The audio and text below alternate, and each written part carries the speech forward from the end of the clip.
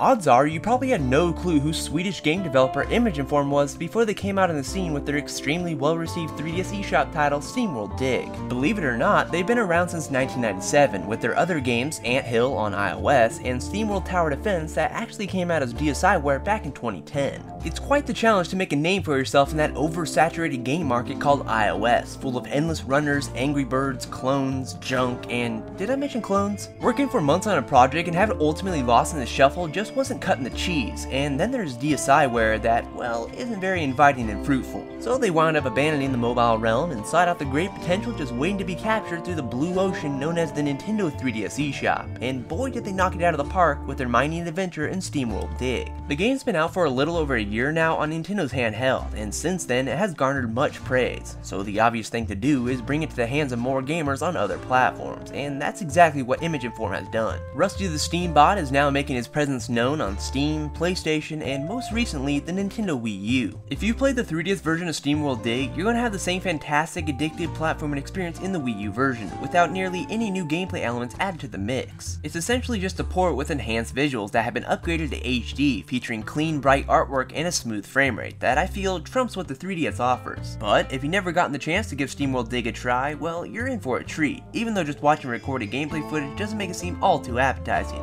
But believe me, it's good. Taking on the role of Rusty, the lone mining steam bot, you'll be digging your way through the cavernous earth in search of hardy minerals as a way to help an old mining town in great need, while in doing so, also uncovering an ancient threat lurking below the surface. SteamWorld Dig is a platforming action-adventure title, but mining is really what's at the center of it all as you go down, down, down, and yes, farther down. Wielding your trusty pickaxe taken from the clutches of your dead father's hands, you'll be zigzagging through the dirty dirt, collecting gems, and hauling the spoils back to the surface to sell them for some hard-earned cash at the town of Templeton. That seems like the sort of gameplay concept that would become extremely boring and repetitive after making the trip back and forth hundreds of times, but Image Forms found some way to make it an enjoyable task. The town is overflowing with upgrades for Rusty's gear that you will constantly be striving to acquire, such as a better pickaxe, armor, water tank, or even just a longer lasting lamp so you have enough light to see your surroundings in the claustrophobic caves. So you'll always have this addictive incentive to strike the earth whenever you spot some minerals laying in wait.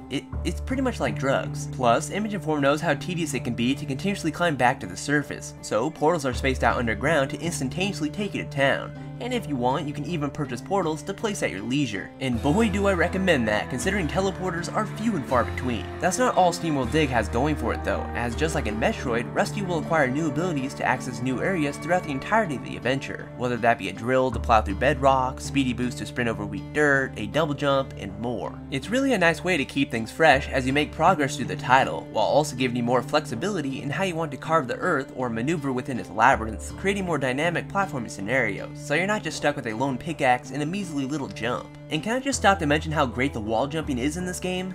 It's good stuff. Something also worth mentioning about SteamWorld Dig is that the underground labyrinth is randomly generated, so if you decide to take the game for another spin once you beat it, you won't get the same experience twice. The only thing that stays the same each time are the caves, where you'll platform through pre-designed layouts and even solve minor puzzles as a way to capture these new abilities just waiting to be found, or even just a hefty piece of rock that will grant you a good sum of money back in town. They're like small, concentrated platforming stages that are all around enjoyable. One thing that SteamWorld Dig could have utilized more of is boss fights, as you're only going to encounter one big bad boss at the game's climax, which was a nice way to round off the adventure. The game is split up into 3 distinct sections, so the experience could have been enhanced by a chaotic fight with a menacing creature at the end of each of them. Plus, since you'll continuously earn a variety of new abilities along the way, these new moves could have been put to the test and utilized not only to maneuver through the dirt, but also take down some bosses. But anyways, the game works fine with this minimal amount of boss fights, and if anything, it makes the ending that much more special. Now visually, SteamWorld Dig on Wii U looks phenomenal, and I definitely prefer it over the 3DS with its own stereoscopic 3D effect.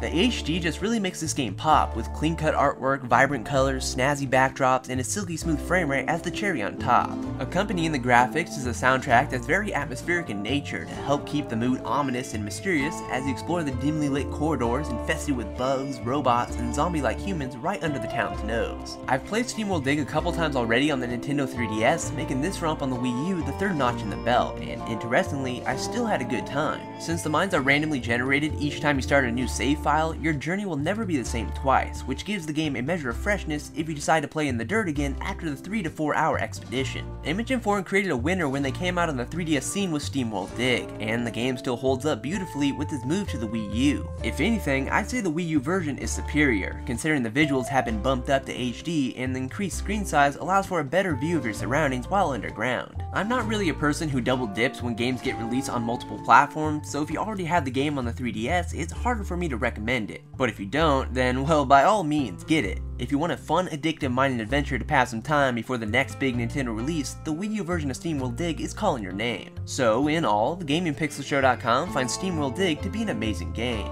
That will bring us to the end of the review, and if you like what you saw, please give this video a thumbs up and add your favorites and all that good stuff, and you can stay tuned for more news videos, video reviews, That's on Me episodes, and Buck and Bradley episodes in the future. But I will talk to you in the next video, guys. Bye!